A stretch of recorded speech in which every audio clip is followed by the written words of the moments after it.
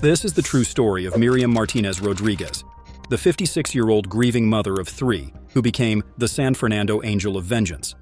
With a clutched pistol in her purse, she hurried past the morning crowds on the Matamoros International Bridge wearing a baseball cap and trench coat. Her target? The florist, a member of perhaps the most lethal syndicate in Mexico, the Los Zetas drug cartel.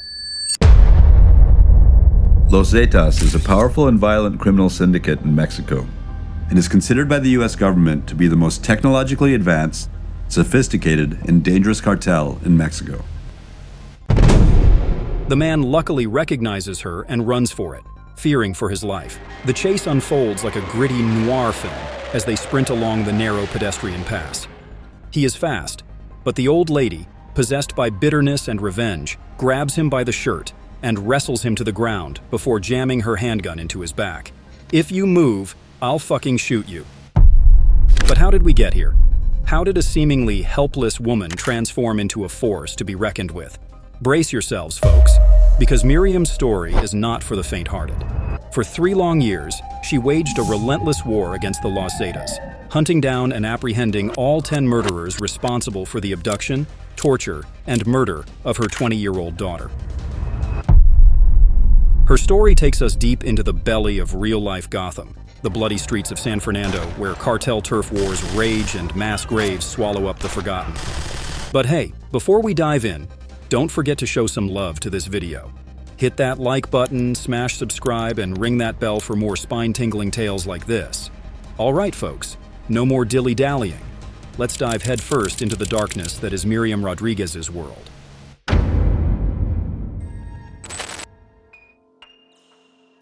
You think Gotham is wicked? San Fernando, nestled in Tamaulipas, Mexico, gives it a run for its money. The beautiful urban landscape is quite literally a war zone marked by 2 of the largest recorded massacres of the Mexican drug war. In 2010, the San Fernando massacre left behind 72 bodies on a remote La Jolla ranch. Bodies believed to have belonged to undocumented migrants from South and Central America attempting to cross the border into the United States. Unfortunately, just a year later, in 2011, there was yet another San Fernando massacre that revealed over 40 mass graves with a total body count of over 193 corpses. But why San Fernando, you ask? You see, the region lies alongside the principal neighborhood route that leads to the United States, specifically Texas. Also, the area has a vast network of dirt roads and scrublands that make it the ideal pathway for drug trafficking and smuggling activities. Because of this, the Los Zetas drug cartel is among the many criminal organizations fighting for control over the area. In recent years, it has gotten so bad that even the local authorities are walking on eggshells. If Los Zetas sounds familiar, you better pray you never encounter them.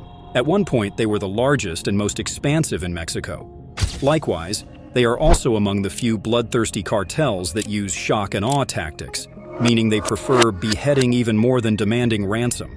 Established in the late 1990s, the group was founded by ex-commandos of the Mexican Army who defaulted their duties to engage in the lucrative drug trade. At first, they offered their services working as the enforcement arm of the Gulf Cartel. However, in 2010, the Los Zetas again defaulted to form its own organization, becoming rivals with its former masters.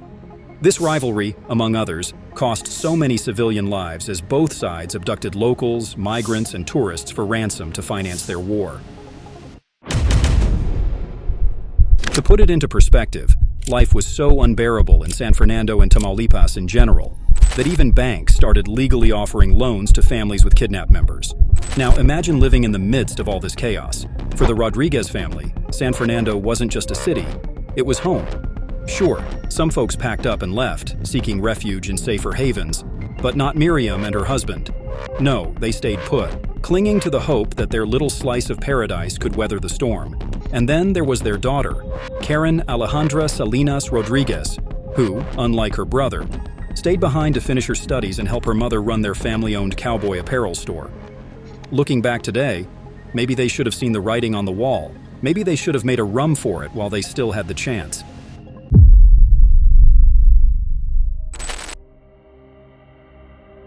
On January the 23rd, 2014, Karen Rodríguez was driving home through a rural part of the town when suddenly several trucks encircled her vehicle, bringing it to a stop. In the blink of an eye, two armed men forced their way inside, pushed the young lady off the steering wheel, and drove off with her. Faced with guns and happy trigger gangsters, a couple of threats were all it took before she gave them directions to her home. You see, at the time of the incident, her parents had temporarily separated, and Miriam, whom she was now living with, had gone out of town where she worked as a nanny for a doctor couple. Quickly, they tied Karen up and left her bound and gagged, crying on the living room carpet as they proceeded with their ransom plan. Scared beyond sanity, her life flashed before her eyes, as what she had only previously seen on the news was now happening firsthand. She was a victim of what she knew the chances of coming out alive were pretty slim. As is usually the fate of those in her position, you either end up forever missing or get dug up from a mass grave several years later. Yet, amidst the suffocating darkness, a glimmer of hope emerged. A knock at the door. Tentative, yet insistent. For a fleeting moment, Karen dared to entertain the notion of salvation. Could it be? Was rescue at hand? The answer came swiftly as the intruders abandoned their plundering to investigate the unexpected interruption. In a cruel twist, another unsuspecting soul fell into their clutches. Gun barrel to the head, the man explained he was a family friend before he was also tied up and taken for ransom. Fearing further disruption, the kidnappers moved their victims to their base of operations. Meanwhile, in Texas, Miriam's mundane routine was shattered by an ominous call. Suspiciously, she answered. There were neither greetings nor pleasantries. A coarse voice was quick to inform her that Los Zetas had Karen in custody and would soon communicate how much she would have to pay to get her back.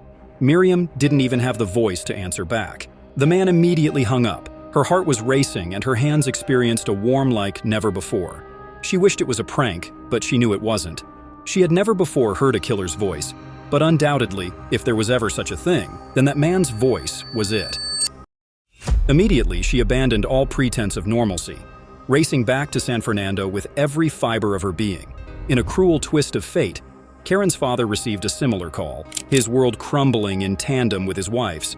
The two met at the driveway, and the first thing they saw upon barging into their house was the soiled living room carpet, followed by pillaged drawers and wardrobes.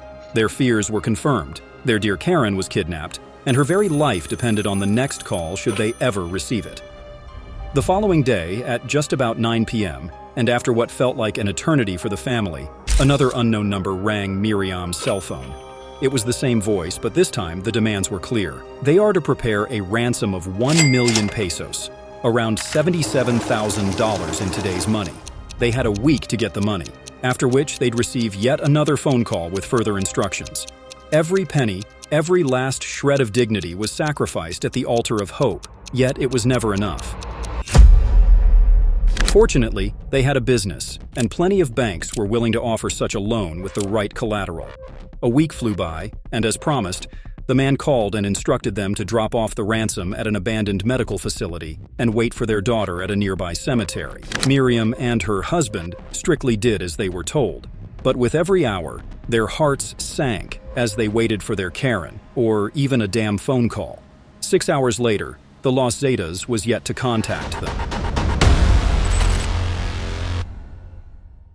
12 agonizing hours crawled by, each minute stretching into eternity as the Rodriguez family waited in a state of limbo, their hopes hanging by the slenderest of threads. Worn out and defeated, they returned home tired, but barely able to sleep.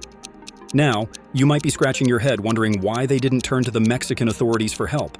Well, let me tell you, my friends, the situation was dire. Between 2007 and 2012 alone, cartel-related violence in Mexico skyrocketed, claiming over 60,000 lives and leaving over 100,000 individuals missing in its wake. The authorities were drowning in a sea of chaos, overwhelmed by the sheer magnitude of the crisis, so much so that they couldn't even begin to entertain the notion of yet another case. But Miriam Rodríguez, bless her soul, wasn't one to back down without a fight. Despite the odds stacked against her, she refused to surrender to despair. Armed with nothing but sheer determination, she gathered all the unknown phone numbers from the Los Zetas and started dialing them one by one. Yes, she was risking her daughter's life, but what else could she have done? Most didn't go through, and some were never answered. But there was one that clicked. Now possessing more courage than she did on the first call, Miriam humbly begged the gangster to return her daughter. After all, didn't she do exactly as they wanted?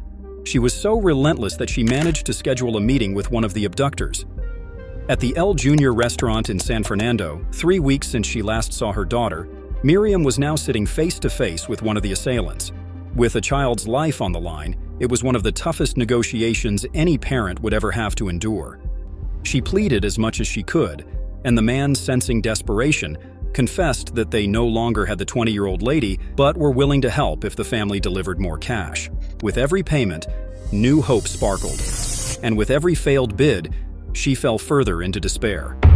Miriam knew she was getting into a rabbit hole, but with her back against the wall, she agreed. Nevertheless, she made an observation that would later prove critical. At the man's waist was a cheap plastic walkie-talkie that constantly broadcasted a voice from a man called Sama. Immediately, the Rodriguez family made the additional $2,000 payment, not expecting anything, and just as they predicted, the man from the El Junior restaurant no longer picked up his phone. When he did, it was only to ask for another $500 before again vanishing when the transaction went through. Painfully, it now started sinking that Karen would never come home. For Mr. Rodriguez, he had never felt so powerless in his life. He was different after the incident. Once lively, he now seldom left home as he slowly shrunk physically and spiritually until his children barely recognized him. Meanwhile, something was brewing in his wife, Miriam Rodríguez, and soon, she would reach boiling point. Perhaps it was her way of coping with her daughter's loss, but as history now records, her pursuit for justice would come at a great price.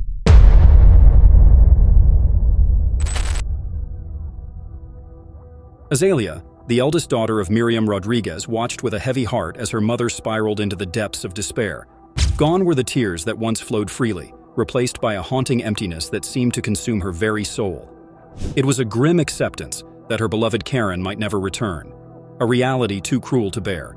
She was worried her mother was drowning in despair until one night, the 53-year-old made a bold claim that would forever change their lives. "I want to end this. I don't care if they kill me. I died the day they killed my daughter." Her first target? Sama, the man who had orchestrated her daughter's abduction, his voice a sinister echo in the darkness of her memories. Conveniently enough, the family friend who was abducted with Karen was surprisingly released by the cartel as worthless and of no value to them. She was the first to make contact, and he so willingly gave his captors vivid descriptions. This confirmed that the man from the restaurant and Sama were indeed involved and present during her daughter's disappearance. Unable to rely on the police, she turned to the internet, and in this day and age, almost everybody has a social media presence. She started with her daughter's Facebook profile, slowly searching for the slightest hint of anything related to her disappearance. After tens of hours scouring hundreds of profiles, she finally stumbled upon one picture, a snapshot of a man standing next to a woman in a distinctive ice cream store uniform. It was him. The man was a perfect fit to Sama's profile. Upon further investigation, she discovered the uniform belonged to a specific ice cream store in Ciudad, roughly 2 hours away from San Fernando. Finally, it was her time to fight back. Indeed, Miriam was resolved and spirited, but she was also cautious and calculating. She spent several days silently stalking the Ciudad store until she identified the woman from the Facebook photo. Diligently, she memorized her working hours and continued laying low until Sama showed up. Carefully, she followed the couple home and recorded their address. Now armed with new information, Miriam thought it would be enough to involve the police and warrant an arrest. But as good as it wasn't enough. She needed more evidence. She needed to get much closer to her daughter's abductors. The mother of three cut her hair short, dyed it bright red, and put on an old government uniform she kept from an old job at the health ministry. Now, undercover, she went door to door in Sama's neighborhood, conducting surveys and collecting as much information as possible about her target. There was no doubt, the man was Sama, and he was responsible for Karen's disappearance. At the police station, no one really cared, nor took Miriam seriously enough to give her a chance until she crossed paths with a federal policeman willing to lend her an ear. He was shocked. When she pulled her files onto the table, I had never seen anything like it. The details and information gathered by this woman working all alone were incredible. To help her hunt down the people who took her daughter was the greatest privilege of my career. Unfortunately, by the time the arrest warrant was issued, Sama had slipped through their grasp, leaving Miriam to grapple with bitter frustration. But she refused to relent, doubling down on her pursuit with a newfound tenacity. As if on cue, on September 25, 2015, Miriam's son Luis was closing his shop in Ciudad when he spotted the man his mother obsessively talked about.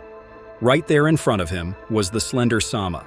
Immediately, he dropped what he was doing and whispered a call to his mother, maintaining a close eye on his customer. Within minutes, the police sirens flashed as the officers pinned down and arrested Sama, an established Los Zetas member. However, he didn't go without a fight and kept screaming at the police that he had a serious heart condition. Of course, his fake pleas fell on deaf ears.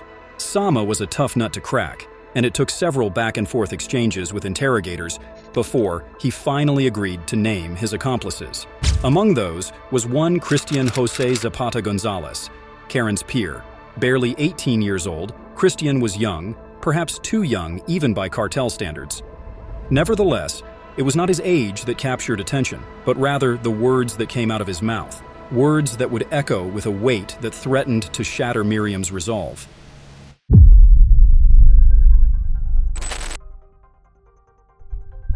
The scene was tense, charged with an air of palpable unease as Christian, barely more than a boy, faced the piercing scrutiny of the investigators. Miriam, her heart heavy with empathy, watched as the young man struggled to contain his fear, his trembling hands hugging his fragile body. In a moment of maternal instinct, she extended an olive branch, offering him comfort in the form of a simple lunch and a soda. To the officers, she pleaded for leniency, reminding them that despite his actions, Christian was just a child. When I heard him just now, it was like my own son. Moved by Miriam's genuine compassion, Christian made a startling revelation, a confession that would send shockwaves through the room. He agreed to lead them to the ranch where Karen and the others met their tragic end. In the police statement, the 18-year-old also explained how they tied them up like punching bags, torturing them for hours before finishing them off. Immediately, Miriam felt a painful lump in her throat. Just what did her daughter have to endure before they put her out of her misery? She would have cried if she had any tears left, but after another brief silence, she just left the room, a signal that they better start going. The abandoned farmhouse, not far from where they delivered the first ransom, was in horrifying condition. Littered with bullet holes, it was a remnant of a gunfight. Weeks earlier, when the Mexican Marines working on Sama's confession raided the hideout and killed 3 of Christian's comrades. Amidst the wreckage, she stumbled upon fragments of her daughter's life. A noose hanging ominously from a tree, a scarf discarded in haste, and a seat cushion from Karen's truck serving as a haunting reminder of what once was. It officially confirmed that her daughter was here. Meekly, Christian led them to a spot marked by an old decrepit tractor. This was where they buried their abductees. The forensics team immediately got to work and, after several days, reported that Karen's body was nowhere to be found. Miriam refused to believe them. Hope had cheated her way too many times before, and as a mother, she was sure her daughter was no more. Allowed under the rule of law, she invited a private forensic team to investigate the scene. 3 agonizing weeks later, they unearthed a single bone, a fragment of Karen's femur, a bittersweet confirmation of her fate. It was a small victory, a glimmer of closure in the midst of overwhelming grief. You see, for the Rodriguez family, Karen's body was important for her burial, her last natural right that gave them a place to mourn her loss, and, for Miriam, a physical space to endure bereavement. That was Miriam's last day at the ranch, and it felt like a heavy burden was lifted. However, she was driving home when she passed by a restaurant she had previously visited with her eldest daughter 2 days after Karen's abduction. Suddenly, it hit her that the young Elvia Uliza Bentancourt, a cozy, long-term neighbor, was also present at the restaurant that day. Miriam remembered asking her if she had seen Karen, but Elvia's response was rather odd. She claimed she wasn't even aware Karen was missing. But how could this be when the news had spread all over town? They were neighbors, for heaven's sake. And just like that, Elvia Bentancourt was now Miriam's target. It wasn't long before the now bereaved mother romantically linked Elvia with one of Karen's abductors, then imprisoned for an unrelated crime. Like what she did with Sama, Miriam stalked the prison premises during visiting hours until, there, she saw Elvia visiting the man. But how could she have done such a thing? Didn't she happily help Elvia when her mother, a prostitute, left her at the local brothel for dead? She had been a close family friend for years, and Miriam even once gave her Karen's clothes. The painful nails of betrayal sunk even further when she involved the police, who later revealed that some of the ransom calls received by the Rodríguez family came from Elvia Bentancur's home. It all made sense now. How else would the Los Zetas have known exactly where to find Karen? How else would they have known that Miriam was out of town and the 20-year-old was alone at home? The devil was closer than she thought. But now, more than ever, she was determined to take down her daughter's murderers.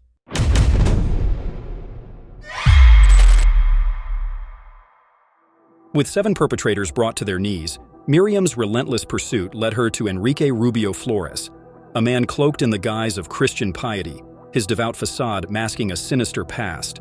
Forced to trace him to his hometown of Aldama, Miriam employed her trademark tenacity, delving deep into the shadows to unearth the truth. Disguised once more in her Ministry of Health attire, she extracted vital information from Enrique's own grandmother, piecing together the puzzle, one clue at a time. Her covert infiltration of Enrique's local church marked the beginning of the end for the elusive criminal, as Miriam meticulously gathered evidence to bring him to justice. The dramatic climax played out in a whirlwind of tension and emotion, as his family's protestations of innocence fell on deaf ears. In an ironic moment of reckoning, Enrique's family begged for mercy, a plea met with scorn by the indomitable Miriam. Where was his compassion when they killed my daughter? But Miriam's crusade was far from over. In 2017, her sights set on a young florist, a deadly enforcer lurking in the shadows of the cartel's reign of terror. With a pistol and her unyielding determination, Miriam embarked on her most audacious mission yet. Her target? A part-time killer who sold funeral flowers when he was not working for the Los Zetas cartel. Like most of his crew, he had also gone underwater, but after receiving an anonymous tip from a widow, Miriam found him selling sunglasses near the United States and Mexico border. Disguised in pajamas and a trench coat, Miriam tried approaching his stand, but her determined look gave her away. The man took off, but she was prepared. She quickly threw her weight at the culprit, pushing him into the rails and slamming him onto the ground. After squeezing her handgun into his back, the 56-year-old detained him for 1 hour until the police arrived. What the mother of 3 was doing was beyond amazing, but the toll on her mind and body was undeniable. Just a month after nabbing the florist, Miriam would break her foot, chasing a former prostitute now working as a nanny through the streets. If there was anyone she wanted to take down, it was her. This was the same woman who suspended Karen by her wrists, punched, and tortured the 20-year-old until she even lost the strength to scream. Unfortunately, she got away. Now limited by casts and crutches, Miriam's detective work was severely held back. It also didn't help that just days after her accident, in March 2017, 24 prisoners dug their way from the Ciudad Penitentiary. 2 of the escapees were the men she arrested and put in prison for abducting and murdering her daughter. Feeling vulnerable and fearing for her life, she asked the government for protection, at least until the men were recaptured. Nothing happened, and all the local authorities could do was offer 1 patrol a day.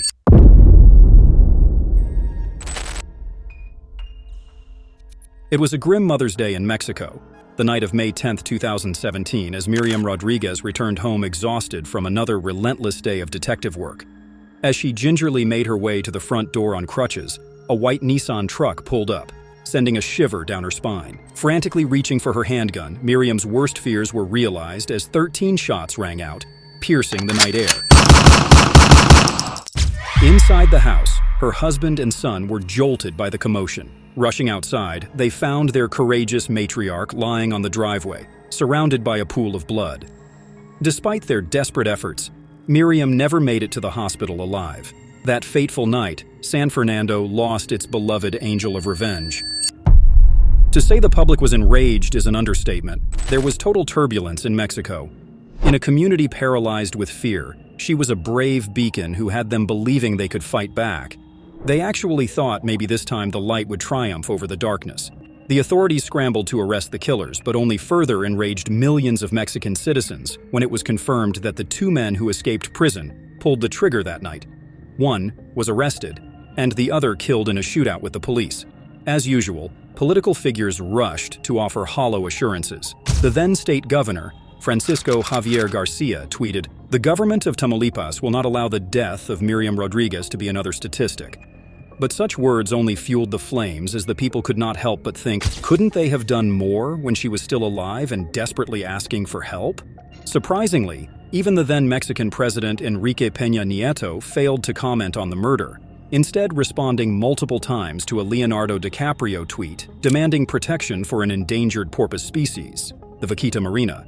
But even in death, Miriam Rodríguez Martinez refused to let the Los Zetas cartel have the last word. A month after her tragic passing, her legacy lived on as her investigative efforts led to the arrest of a former prostitute in Veracruz, the woman that eluded the late 56-year-old. The police pursued her, and this time arrested her as she attempted to escape San Fernando in a taxi with her son. Finally, it was finished. With a perfect 10 out of 10 score in her war against crime, it's fair to say Miriam emerged victorious. Her legacy endured through organizations like the Vanished Collective, offering hope to hundreds of families searching for their missing loved ones. In her hometown, she was revered as a hero, commemorated with a bronze plaque in the central square. Though the specter of cartel violence still looms large, Miriam's indomitable spirit continues to inspire new generations of justice seekers in San Fernando and beyond. As we bid farewell, let us remember and celebrate the courage and unwavering determination of the San Fernando Angel of Vengeance. As always, thank you for watching, and don't forget to like, subscribe, and share your thoughts in the comments below. Until next time, ciao.